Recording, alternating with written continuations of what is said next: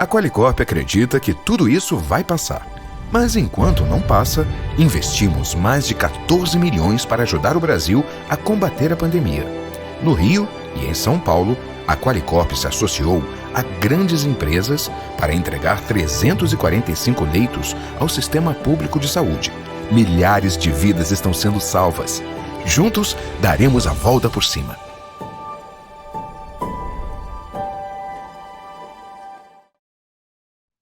Boa tarde a todas e a todos que nos acompanham no nosso painel. Primeiro Congresso Digital da OAB, mais de 100 mil inscritos. E gostaria de saudar especialmente nossos brilhantes palestrantes, a doutora Stael Freire, o doutor Breno de Paula e o doutor Eduardo Sabag, que discorrerão sobre o tema Impactos Tributários da Covid, cenário que ainda vivemos de incertezas. Não podemos deixar de lamentar, de prestar solidariedade às famílias dos quase 90 mil brasileiras e brasileiros. Cada palestrante, então, terá 15 minutos, inicialmente, para expor suas ideias, debater livremente, expor suas ideias. Depois, nós vamos administrar o nosso tempo e passamos, então, à segunda e última fase, para as considerações finais. Eu vou ser um pouco rigoroso com o tempo, vou alertar os senhores, quando estiver faltando, então, os minutos nesses primeiros 15 minutos. E tenho certeza que será um excelente painel, espero que todos gostem. Vamos começar, então, pela primeira palestrante, a doutora Stael Freire, advogada, mestranda em Direito Tributário pela FGV São Paulo, especialista em Direito Tributário, especializando em Direito Minerário, membro da Comissão Especial de Direito Tributário da OAB São Paulo, membro do Grupo de Pesquisa de Tributação Ambiental da Universidade Federal do Ceará, com CNPq. A palavra é sua, doutora. 15 minutos. Muito boa tarde, agradeço o convite da OAB. Quero saudar aqui você, Afonso Lobato, que vai mediar esse painel tão importante, o professor Eduardo Sabag, que é nosso eterno professor, né, que muito temos aprendido com ele, ao meu companheiro de muita luta, aí, o Breno Paula, que já há algum tempo estamos aí nessa luta do tributário junto às OABs seccionais, não é isso, Breno? O tema que eu vou discorrer aqui é sobre esse impacto da repercussão jurídica do impacto tributário nas receitas municipais. Então, porque a gente sabe que o impacto ele foi geral, não só para municípios, mas União, estados também, e há uma repercussão muito grande quando existe uma queda de receita, tanto federal como estadual, há um reflexo direto nas receitas municipais, aquelas receitas de transferência. Em relação à receita própria dos municípios, né, foi feito um estudo pela Confederação Nacional dos Municípios e apontou que a receita própria, IPTU e o ISS tiveram uma queda em torno de 29%. E quando se soma essa arrecadação, né, com a arrecadação também decorrente da transferência do ICMS, há um agravante aí nesse primeiro semestre de 2020, porque houve a redução somando o ISS, o IPTU, IPVA e ICMS, houve uma queda de receita para os municípios em torno de 29%. Então, é muito significativo, muitos municípios sobrevivem de transferências, principalmente aqueles municípios médios e pequenos, né, excetuando-se as capitais e aqueles municípios onde tem indústria, onde tem agronegócio, onde tem mineração. Então, os outros municípios que não têm essa economia forte, eles vivem basicamente de transferência. Uma queda de 39% só em relação a esses impostos já é muito preocupante para os gestores municipais. Somado a isso, também tem uma queda do FPM, claro, decorrente dos tributos que compõem o Fundo de Participação dos Municípios.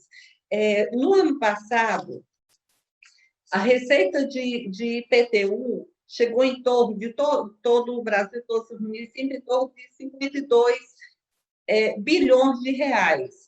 O do ISS 73 e ITBI 14 bilhões. A gente sabe que pelos 5 mil e quase 5.700 municípios, né, a gente sabe que é uma receita pouco significativa, haja vista que há uma centralização dessa arrecadação nas capitais, em regra, e naquelas capitais onde tem realmente maior industrialização, né? E prestação de serviço.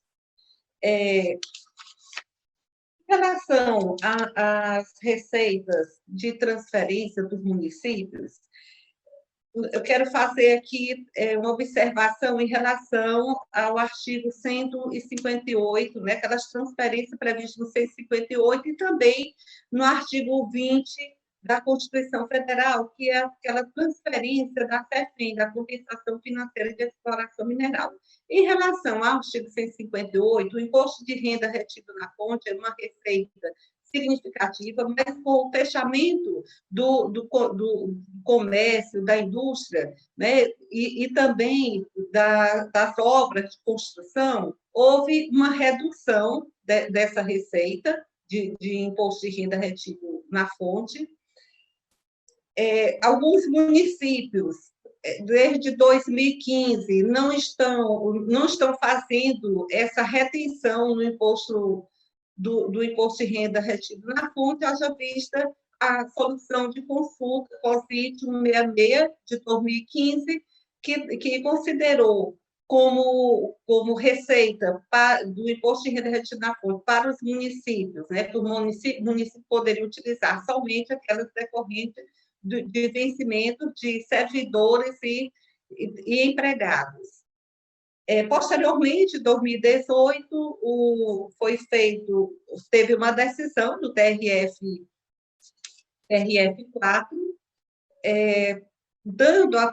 dizendo que os municípios poderiam se apropriar, sim, de toda a receita decorrente do imposto de renda retido na fonte, não só daquelas receitas de servidores, de imposto de renda de servidores e empregados.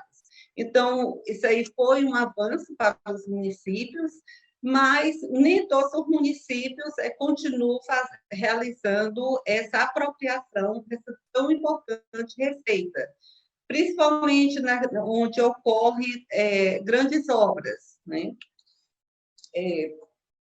Outra receita importante para os municípios é a receita do ICMS, aquele 1/4 do 25% do ICMS que é transferido para os municípios. Os municípios eles têm que anualmente analisar toda a composição do valor adicionado que é apurado pela Secretaria de Fazenda do Estado. Alguns municípios eles deixam a critério da Cefaz, não vão verificar, e nós temos constatado, principalmente em alguns municípios que a gente trabalha, que essa receita ela não está sendo adequadamente apurada, seja porque o contribuinte deixa de declarar. Tivemos um caso, por exemplo, de um município no Piauí, onde foi implantado e entrou em operação em 2017 uma usina de geração de energia solar, uma das maiores da América Latina. E o município teve um valor adicionado zero em relação a esse contribuinte, porque o contribuinte mesmo tendo vendido a energia na Câmara de Compensação de Energia Elétrica, tendo sido contabilizado pelo SINC, o Sistema Integrado Nacional, não foi emitida nota fiscal e o município perdeu essa importante receita. Então, assim, o valor adicionado do ICMS, previsto lá no artigo 158, inciso 4º da Constituição Federal, ele deve ser acompanhado, verificar todos os critérios da Lei Complementar 63 e também da lei estadual que legisla sobre esse repasse. Quero fazer aqui uma observação, antes que eu passe para o próximo tópico, em relação à PEC 45. A PEC 45, ela traz uma repartição do IBS, né, como critério de repartição do IBS, população. Inicialmente foi só população. Inclusive, a gente teve um congresso do SEDES em São Paulo, e eu fui uma das convidadas, sei lá, eu aleguei que os municípios iriam perder muito se o único critério a ser avaliado na repartição da receita fosse a população. Aí, posteriormente, foi retificado, alguém também teve o mesmo entendimento, foi retificado e ficou 3/4 população e 1/4 a critério da lei estadual. Então, como já estão em andamento as propostas de emenda à Constituição, os municípios devem acompanhar, através dos seus deputados e senadores, para que esse critério de repartição do IBS ou da compensação, seja que tributo for, seja justa para todos os municípios brasileiros, né? Em relação ao ITR, que é outra receita de transferência para os municípios, o ITR no Brasil, ele tem, de 2017 a 2019, ele tem aumentado muito pouco, apesar que em 2017 houve um marco regulatório, onde teve a instrução normativa 1640, rescindindo todos os convênios já estabelecidos e propondo novos critérios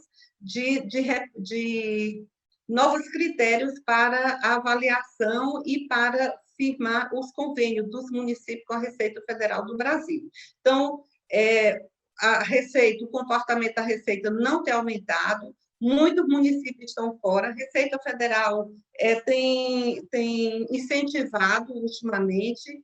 Inclusive, já em 2020, teve uma outra instrução normativa, complementando a instrução normativa 1640, de 2017, e aqui eu chamo a atenção do município que faça essa observação, uma receita importante, que forme o valor da terra nua e que acompanhe também os créditos que estão em decadência, né, lá no site da Receita Federal. Você pode observar os municípios que têm convênio. Por isso, é importante que atenda aos critérios, realize o convênio, que agora, a partir do dia 17 de agosto, já vão começar os contribuintes a declarar. Então, uma receita importante para os municípios, principalmente aqueles de grande área territorial.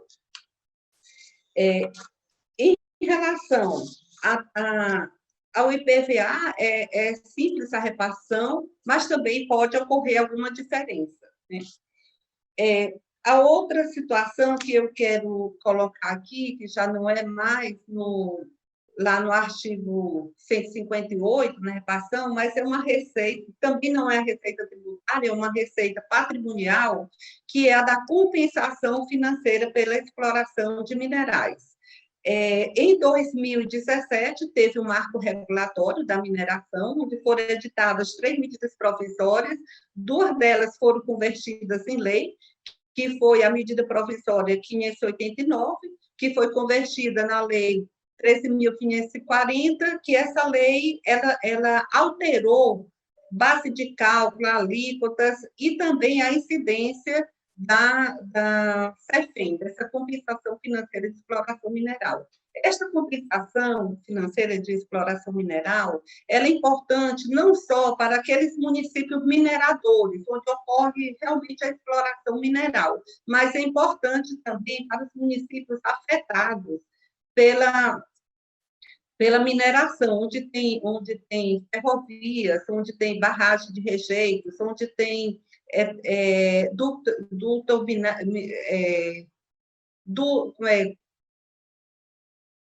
ductovias, então, assim, para o transporte do minério. É muito importante que os municípios, tanto os afetados como os municípios mineradores, eles passem a fiscalizar, a verificar o cadastro. A Lei 13.540, lá no artigo 2º F, ela diz que compete privativamente à União, através da agência reguladora do setor de mineração regular, arrecadar, fiscalizar, cobrar e distribuir a CEFEM. Para essa repartição da CEFEM, ela é 60% é distribuída da seguinte forma: 60% para municípios mineradores, 15% para municípios afetados pela mineração, 15% para os estados mineradores e 15% e 10% para a União. Então, o que nós queremos chamar a atenção é que haja uma regulamentação desse artigo 2º F da Lei 13.540 para dar competência a municípios e estados fiscalizar a CEFEM. Inclusive, é uma receita significativa, principalmente para esses municípios mineradores, e que os municípios, se eles não tiverem o cadastro e a verificação dos dados econômicos dessas empresas, eles podem perder muito esses recursos. Então, era isso que eu queria falar, e acho que já deu o meu tempo, e retorno para você, Afonso. Obrigado, doutor Stael. A senhora ainda tinha um tempinho. Obrigado pela sua exposição. Abordou o tema, os impactos, em especial nos entes da arrecadação dos entes públicos de direito interno, naturalmente focado na perda de arrecadação dos municípios, evidentemente pela paralisação da economia, das atividades, nosso país eminentemente de comércio, serviços também, isso é importantíssimo para as receitas dos nossos municípios. Abordou também a questão da CEFEM. Creio que sou do Pará, um estado eminentemente minerador, então, realmente, obrigado pela sua exposição. Gostaria de passar, então, a palavra ao nosso próximo palestrante, doutor Breno de Paula, advogado, foi conselheiro federal da OAB no triênio 2016-2018, doutor e mestre em Direito pela Universidade do Estado do Rio de Janeiro, especialista em Política de Direito Tributário pela Fundação Getúlio Vargas, do DF, professor de Direito Tributário da Universidade Federal de Rondônia, membro e ex-presidente da Comissão de Direito Tributário da OAB Nacional. A palavra é sua, doutor Breno de Paula. Fique à vontade. Boa tarde a todos. Antes de mais nada, eu queria cumprimentar nosso moderador, conselheiro federal da Ordem do Estado do Grão-Pará, doutor Afonso Lobato. Quero cumprimentá-lo, cumprimentar toda a bancada do Estado do Pará, e, em nome da bancada do Estado do Pará, quero festejar o presidente Felipe Santa Cruz e toda a sua diretoria pela realização de um evento dessa magnitude, com mais de 100 mil inscritos, o que demonstra a relevância do Conselho Federal da OAB e a qualidade de seus eventos em prol da sociedade. Preciso também cumprimentar o professor Rony Duarte, diretor da Escola Superior da Advocacia Nacional, que também contribuiu e concretizou esse evento de porte para todo o sistema da Ordem dos Advogados. E também o eminente membro honorário vitalício, Marcos Vinícius Furtado Coelho, coordenador científico de toda essa gama, dessa mesa, dessa pluralidade de mesas e com uma densidade científica muito forte, muito grande. A eminente presidente Stael, minha grande companheira do Colégio de Presidentes de Direito Tributário, de várias gestões, e é sempre um prazer estar ao seu lado e ouvi-la, que fala muito bem, talvez como ninguém, sobre o direito municipal e o direito tributário. E o eminente professor de todos nós, professor Eduardo Sabag, é uma honra muito grande, professor, também estar com o senhor nesse painel.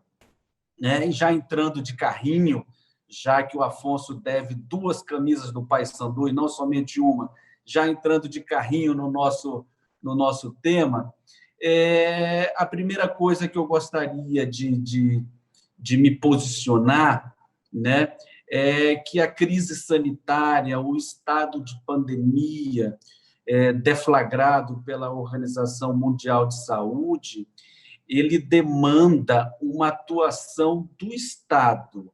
É lógico que o direito tributário é um relevante instrumento de política pública eficaz, com a sua extrafiscalidade eficaz para ajudar, para contribuir à retomada do desenvolvimento econômico. Mas a crise sanitária, a crise de saúde, ela demanda uma atuação estatal, de governo, especializada, centralizada, responsável para a saída do estado em que todos nós passamos, lamentavelmente. Dito isso, a primeira impressão que nós tivemos logo quando foi deflagrada o estado de pandemia, ali por volta de fevereiro ou março desse ano, eu não sei se os senhores concordam, mas nós sentimos muita falta de uma ausência de uma lei complementar nacional, de cunho nacional, tratando da tributação e da calamidade pública.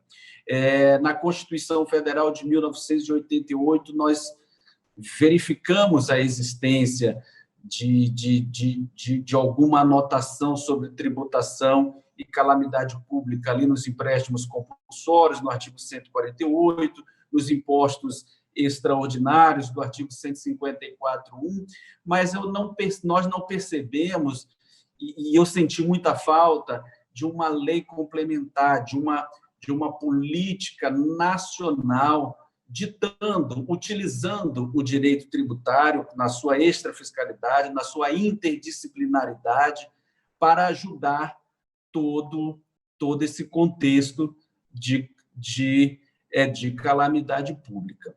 De modo que, nessa ausência de lei complementar, o que se observou?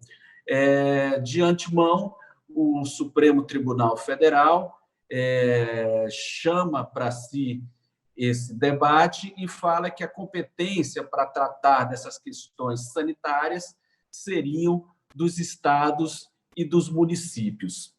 Ou seja, tira da União Federal, do poder central, essa política pública sanitária tributária e fala que todas essas questões deverão ser tratadas nas províncias, pelos respectivos estados e pelos municípios. É óbvio que, diante de uma crise sanitária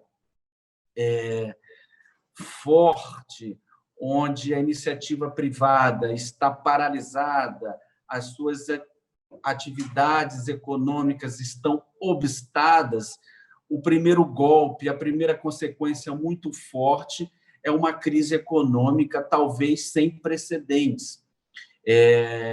Com a iniciativa privada paralisada, com as atividades cerceadas, nós inauguramos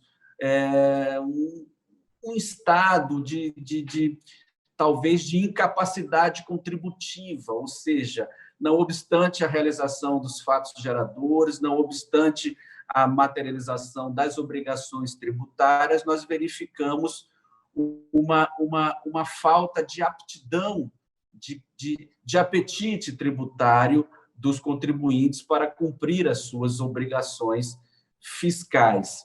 Na outra ponta, inevitavelmente, nós verificamos o quê? O déficit e a professora Stael acabou de traçar isso muito bem, um déficit de arrecadação muito forte nos estados, nos municípios e na própria União Federal. Ou seja, ficou aquele mal-estar generalizado. Os estados e municípios foram logo para o Supremo, se adiantaram, foram para o Supremo Tribunal Federal e, perante o Supremo Tribunal Federal, eles conseguiram a prorrogação de suas obrigações, ou seja, várias unidades da federação, São Paulo, Rondônia, Pará, enfim, se adiantaram, foram ao Supremo, e o Supremo foi muito sensível.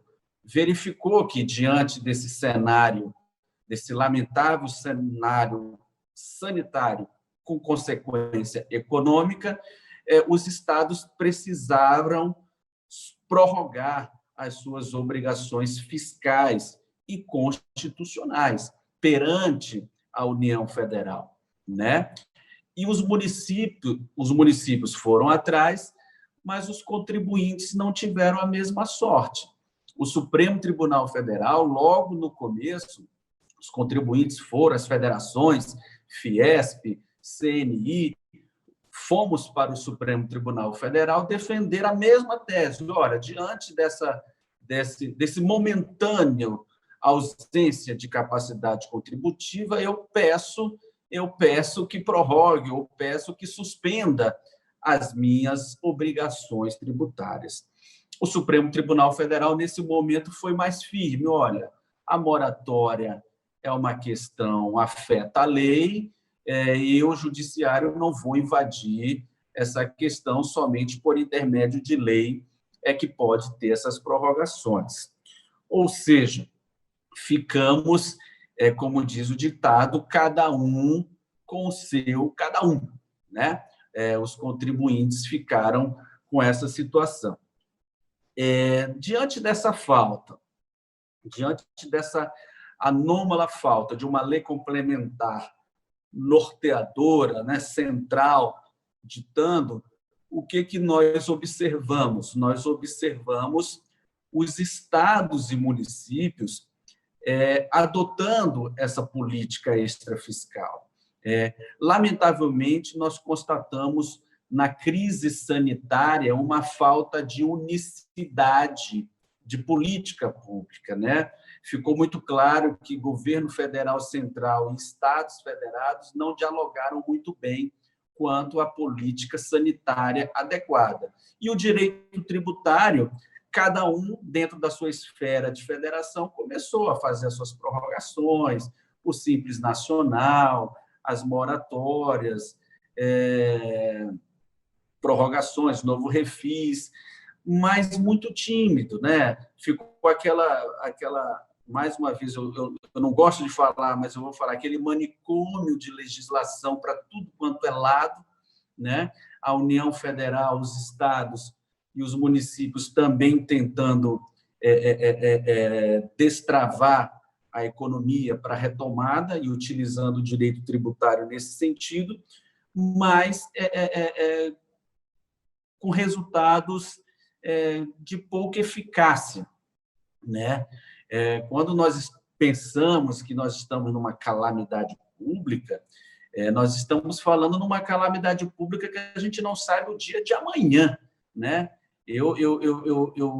É como se a gente estivesse em um incêndio numa casa pegando fogo e a gente estivesse preocupado com a pintura. Ora, nós temos que salvar as vidas, né? Depois a gente vai tratar de reconstruir a casa. Então, essas pílulas variadas do poder legislativo central, federal, estaduais e municipais, parece-me que não resolveu a questão a contento, né? Então, dentro desse discurso, o que surge? E aqui eu gostaria de talvez dar uma pequena contribuição. Surge se nós deveríamos ou não falar nesse momento, ou seja, no momento de grave crise sanitária, em reformas tributárias. É o momento adequado ou não? Né? É o momento de se falar em fiscalidade tributária, aumento de impostos, criação de novos impostos? É o momento de se pensar em quê? Né? A primeira convicção própria que temos é que não podemos pensar, em hipótese alguma, em fiscalidade nesse momento. Aumento de tributos, de carga tributária, em hipótese alguma. Temos que pensar em quê? Em extrafiscalidade, geração de empregos, melhoria do ambiente de negócios para a retomada do crescimento. De modo que nós temos duas reformas, duas PECs na pauta, a PEC 45 e de Bernardo Api e a 110 lá no Senado Federal, resgatando a ideia do deputado Raul. Em síntese, ambas buscam a simplificação, a unificação, a extinção de tributos. Qual é a frustração deste advogado que eu gostaria de dividir nesse painel? Que nós esperávamos a reforma do governo federal, do Planalto Central, uma reforma estrutural, estruturante, para vir e tocar a retomada do crescimento do Brasil. E já fechando o tema, o que nós verificamos? Uma decepção terrível, uma apresentação de um projeto de lei na semana passada, com a unificação do PIS/COFINS, aumentando absurdamente a carga tributária, e é só a primeira fase. Ainda falta a CPMF, ainda falta a tributação dos dividendos, ainda falta muito por vir. Então, meu amigo Afonso Lobato, como minha contribuição, fica a constatação de que o direito tributário deve ser utilizado na sua extrafiscalidade, como política pública extrafiscal para ajudar, mas jamais podemos pensar em fiscalidade tributária. Fica aqui o meu apoio ao presidente Felipe Santa Cruz e a este Conselho Federal, que deflagrou guerra contra o aumento de tributos na atual toada histórica brasileira. Um abraço a todos, muito obrigado, e uma satisfação estar com os senhores aqui nesse painel. Obrigado, doutor Breno. Realmente temos muitas preocupações e ainda não bastassem as decorrentes da pandemia, a crise sanitária e econômica sem precedentes, ainda onde o Estado merece realmente uma atuação forte, firme e mais unida de todos os entes públicos, direito público interno, né? E a gente não viu esse diálogo permanente. Na verdade, nós vimos quase que uma confederação tupiniquim sendo criada, né? E daria tempo até para outro painel, a conveniência, a oportunidade de tratar nesse momento, ainda que estamos perdendo muitos brasileiros e brasileiras, uma reforma tributária, né? Eu creio que não é um outro assunto que a gente poderia discorrer por bastante tempo, mas vamos nos ater ao nosso tema. Preocupa também a questão da inadimplência num cenário de criminalização também da inadimplência, né, de não pagar o tributo declarado e isso se tornar um ato típico penal. Isso preocupa também, que é evidentemente que a capacidade, como bem abordado por Vossa Excelência, contributiva, nesse momento, ela praticamente se esvaiu e as medidas foram muito tênues, né? Então, gostaria de passar a palavra ao professor Eduardo Sabag, advogado, professor e autor de várias obras jurídicas, doutor em Direito Tributário pela PUC, doutor em Língua Portuguesa pela PUC São Paulo também, mestre em Direito Público e Evolução Social pela UNESA, Rio de Janeiro, professor de Direito Tributário na graduação da Universidade Presbiteriana Mackenzie, São Paulo. Vossa Excelência tem a palavra. Por 15 minutos. Muito bem. Boa tarde a todos os amigos. Mormente, nesse encontro tão festivo, ao doutor Afonso Lobato, ao doutor Breno de Paula, e a doutora Estael Freire. É uma alegria poder participar desse evento de números aí superlativos, não é? Sabemos que nas redes sociais, a depender do evento, nós poderemos chegar a números expressivos, mas confesso que esse número que foi apresentado, estamos falando de 100 mil pessoas inscritas, realmente é algo que merece aí aplausos, elogios. Todos vocês estão de parabéns pela organização. Particularmente, eu me sinto honrado de poder aqui trazer algumas ideias sobre esse tema tão atual e instigante. E desde já quero registrar que aprendi e aprendo muito com a amiga doutora Estael Freire, e hoje a sua fala me fez reafirmar o que acabo de dizer, e aprendi também com o doutor Breno de Paula, e fico muito tranquilo em saber que as nossas ideias e as nossas impressões, elas assim convergem, porque realmente talvez o que mais precisemos neste momento é de consenso, é de convergência. E é sobre isso um pouco que falarei aqui para todos. Tudo que nós estamos vivendo nos faz repensar a ideia do Estado brasileiro, principalmente a ideia do Estado tributante, né, que está às nossas voltas.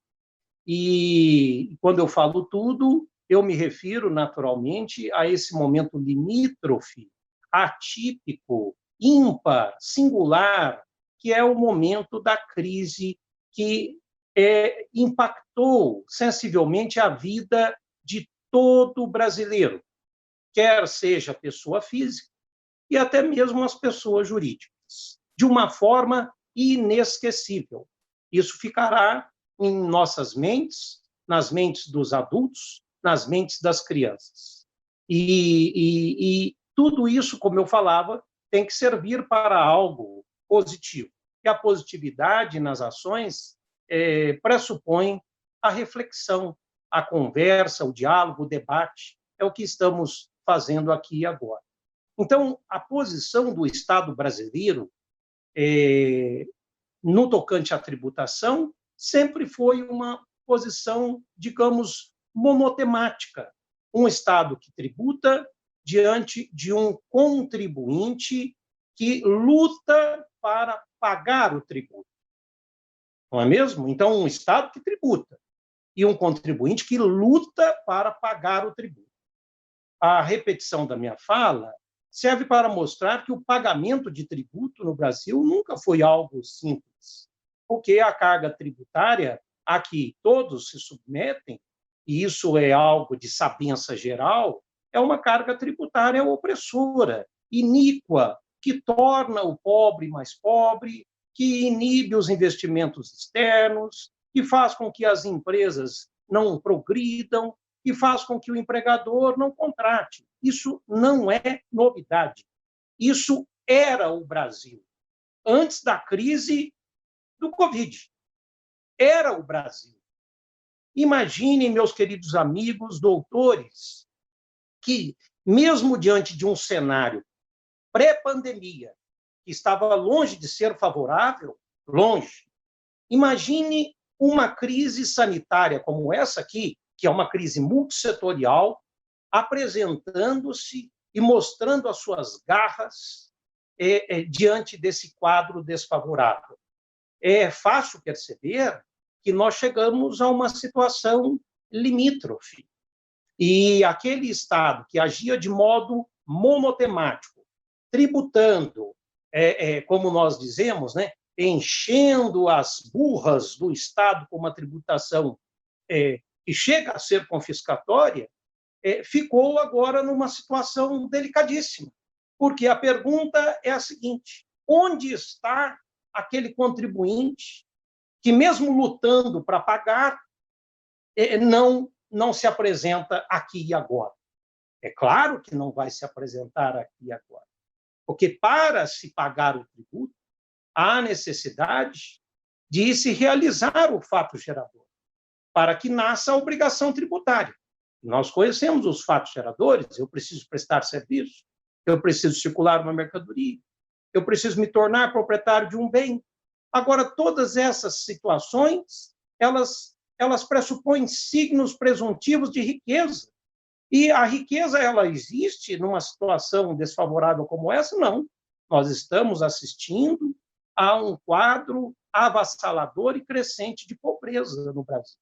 O Brasil se tornará mais pobre, com um número triste, medonho de desempregados, né? E as estimativas, elas são aterrorizantes com relação ao número de desempregados que teremos. Então, onde que está a riqueza? Então, vejam, meus amigos, o Estado ficou assim diante de uma encruzilhada.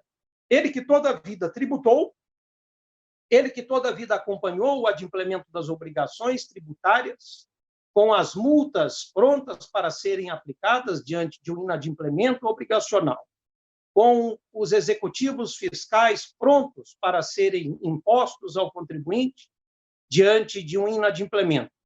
Ele hoje está às voltas com um contribuinte moribundo, enfraquecido, fragilizado, que mal consegue realizar os fatos geradores que farão nascer as obrigações tributárias.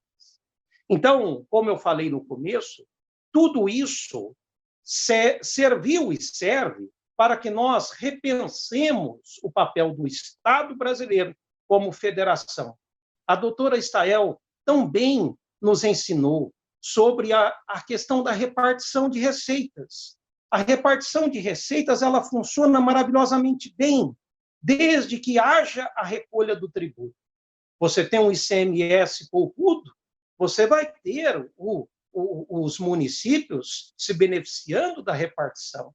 Você tem o IPVA poupudo, você vai ter os municípios também se beneficiando. E imposto de renda e tantos outros. Agora, imaginemos que a máquina, as engrenagens não estão perfeitas. Naturalmente, a pessoa física sofre, a pessoa jurídica sofre, e, insisto, a pessoa jurídica de direito público sofre, o Estado sofre, o Estado agoniza. Então, tudo isso mostra a complexidade da situação a que chegamos. Eu tenho dito, nas minhas reflexões, que faço com vocês, nobres amigos, estimados colegas, doutores, faço com minhas filhas em casa, com minha esposa, nos ambientes hoje recônditos, né? Porque não temos mais aglomerações, né?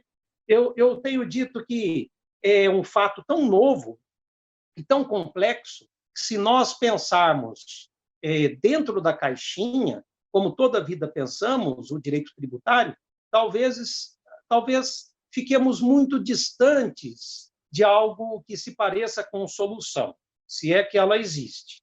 Então, eu digo, para fato novo e complexo, nós devemos pensar em uma solução extraordinária. Devemos pensar em solução extraordinariamente eficaz. E quando nós pensamos em solução extraordinária no direito tributário, como bem disse o doutor Breno, não adianta pensar em tributar, não adianta pensar em aumentar tributo. Isso é algo iníquo, isso é algo maquiavélico, draconiano, chega a ser ofensivo, chega a ser humilhante. Então, nós não podemos pensar em aumento de tributo. Nós conhecemos isso nas salas dos nossos escritórios de advocacia, porque nós atendemos as empresas. As empresas hoje, elas estão às voltas de diferimentos que foram, sim, medidas boas. É importante, doutor Breno, doutor Afonso, doutora Stael, e deixemos claro, as medidas que foram trazidas à baila pelo Estado nesse momento de crise são medidas louváveis, estão longe de ser ideais, mas, mais do que louváveis, é importante que se diga que elas são tímicas. Elas não resolvem. Elas estão longe de ser uma solução. Então, assim, o que eu ouço dos meus clientes hoje? Eu estou com uma certidão de prazo de validade prorrogada. Ótimo. Eu estou com um parcelamento que foi prorrogado. Excelente. Eu estou com um diferimento do tributo que aconteceu. Sempre abrindo e fechando parênteses, nada com prazos elásticos, porque o Estado, quando olha para o contribuinte, o Estado brasileiro, ele olha usando conta-gotas. Nada você tem prazos elásticos favoráveis. Então, eles perguntam, o que faremos após o esgotamento desses prazos? Imagine, você tem um adiamento de tributo e a data de adiamento está aí para finalizar, se não já finalizou. Aí o que acontece? O contribuinte brasileiro terá que bancar os tributos que foram diferidos. Aí eu pergunto, a economia já voltou? A gente ouve falar que a economia está voltando, mas isso é muito mais retórico do que verdadeiro. Como que a economia está voltando se eu estou aqui dentro da minha casa?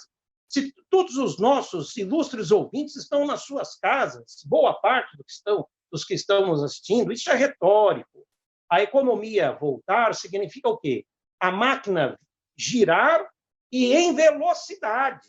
E a velocidade, ela não se adquire logo que a máquina começa. Então, nós estamos falando de meses que vão permitir que possamos falar com fidelidade e com transparência que a economia está voltando, não agora.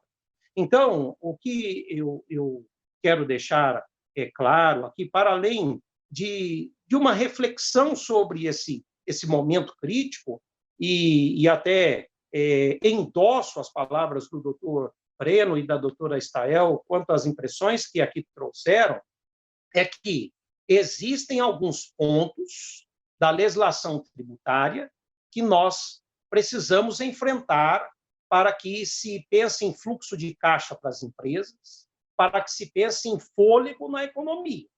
E isso não passa pelo aumento de tributo. Isso não passa pela CPMF, data máxima vênia, aqueles que defendem esse tributo, e esse tributo eu posso dizer que conheço um pouco bem, porque estudei o tributo com profundidade para defender a minha dissertação de mestrado à época. Foi o tema da CPMF. Sofri com o tema e sofri com ela própria, né? Justamente porque, à época, nós já não ficávamos convencidos, e não fiquei convencido, digo ficávamos, porque a banca, ao me aprovar, também concordou com o que eu havia dito, que o tributo ele era de qualidade duvidosa, não é? Então, num momento como esse, nós falarmos em aumentar a base de contribuintes, como tem se dito, é algo delicadíssimo. Eu quero conhecer essa base de contribuintes que vem sido propalada. No momento em que se fala em aumento de tributo, é muito complicado.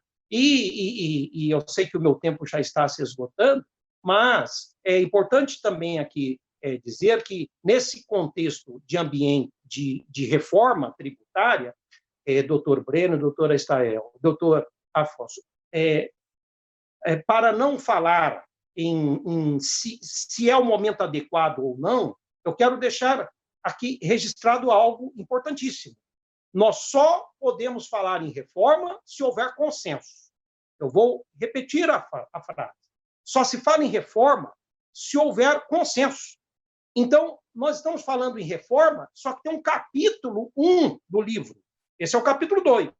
O capítulo 1 ainda não foi vencido, que é o consenso. Consenso entre o cidadão, que precisa opinar, entre os representantes do cidadão, que nós estamos assistindo a mais de uma proposta em jogo, e, sobretudo, o consenso que conte com a presença do Estado. E me refiro ao governo, que precisa trazer a sua visão de reforma tributária, e estamos aguardando ainda essa chegada.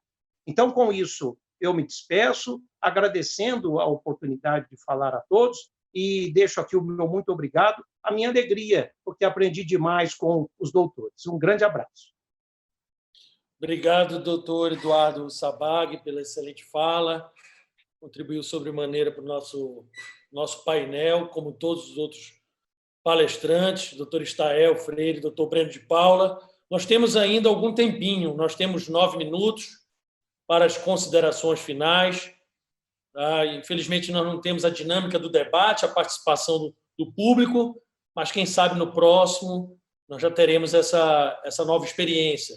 Nesse novo normal, tudo é desafiante nesses novos momentos que vivemos. Então, gostaria de passar a palavra para as suas considerações finais, para a doutora Estael Freire, a quem desde já agradeço pela disponibilidade, pela sua brilhante exposição nesse primeiro Congresso de Congresso Digital da OAB. Muito obrigado. Fique à vontade para as suas considerações finais. Obrigada. Eu que agradeço participar deste painel com esses eminentes professores, o professor Sabag, o Breno, e você também, Afonso Lobato. E agradeço a oportunidade à OAB.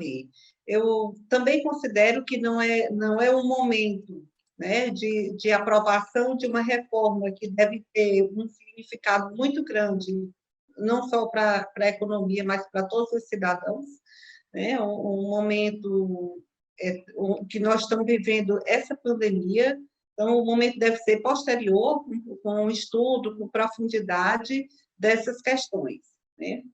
E o mais é só agradecer mesmo a oportunidade. Obrigado, doutor Estael. Doutor Breno, com a palavra. Muito obrigado pela sua brilhante exposição.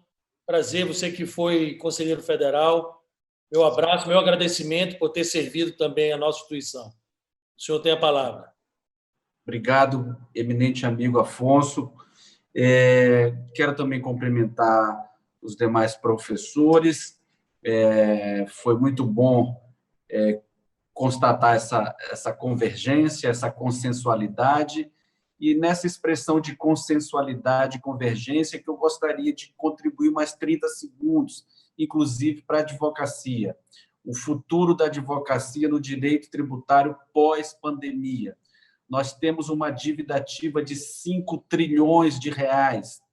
A União Federal recupera 1% ao ano, ou seja, o sistema está falido. A litigiosidade não interessa mais a ninguém. Nós precisamos de ambiente de negócios para a retomada do crescimento. Então, não vejo como não pensar e estudar na transação tributária, nos acordos processuais, nos negócios jurídicos processuais. Mas isso fica para um próximo debate. Muito obrigado a todos e aos colegas de mesa, aos servidores que nos assessoraram, Fernando e Felipe. Um abraço a todos. Tchau, tchau. Obrigado, doutor Breno de Paula. Mais uma vez. Agora, para as suas considerações, professor, doutor Eduardo Sabag. Nossos agradecimentos. Eu que agradeço, fico muito feliz, como eu falava, de fazer parte de um evento tão especial e expressivo como esse. Quero mandar um abraço a todos que nos ouvem e dizer que nós devemos sempre ter esperanças de que caminharemos para a construção de um sistema tributário justo, um sistema tributário que, acima de tudo, concretize o texto constitucional. Porque quando nós abrimos a Constituição, nós encontramos tudo de que precisamos. Nós encontramos a legalidade, a isonomia, nós encontramos a extrafiscalidade, que foi mencionada pelo professor Dr. Breno, nós encontramos a não confiscabilidade. Então, a nossa esperança, ela não é sonhadora, a nossa esperança é de concretização do mínimo constitucional, que apresenta todas as nossas garantias, as limitações ao poder de tributar. E esse poder de tributar, ele tem que ser razoável, ele tem que ser oxigenado. Num momento como esse, como eu falava, precisamos ter decisões além da caixinha. Se nós só pensarmos na lógica monotemática de aumentar tributo, né, de criar tributo e sonhar com uma base de contribuintes vultosa, porque isso é um sonho, isso é imaginação pura, e não pensar na necessidade de que o contribuinte hoje tem, que é de um Estado presente, que possa estender-lhe a mão, nós teremos aí o que já a imprensa vem mostrando: queda de arrecadação e uma economia claudicante nos próximos meses e no futuro aí já próximo. Então, vamos torcer pelo Brasil. Momentos como esse nos levarão aí a uma melhora no nosso sistema, porque é daqui que saem as ideias que promoverão as mudanças. Um grande abraço, muito obrigado, desejo tudo de bom a todos. Obrigado, doutor Eduardo Sabag, pelas suas considerações finais. Agradeço a todos que nos acompanharam no painel, aos mais de 100 mil inscritos, em nome do presidente Felipe Santa Cruz, do Conselho Federal. Momento singular esse congresso digital, promovido pela OAB. Agradeço também aos servidores da nossa casa, em nome da na pessoa da Fernanda e do Felipe, que nos auxiliaram. Então, tenhamos um excelente congresso até o final desta semana. Muito obrigado. Fiquem com Deus e muita saúde. A pandemia ainda nos cerca e todos os cuidados devem ser tomados para preservarmos as nossas vidas e as vidas dos nossos próximos. Um grande abraço a todos e uma boa tarde.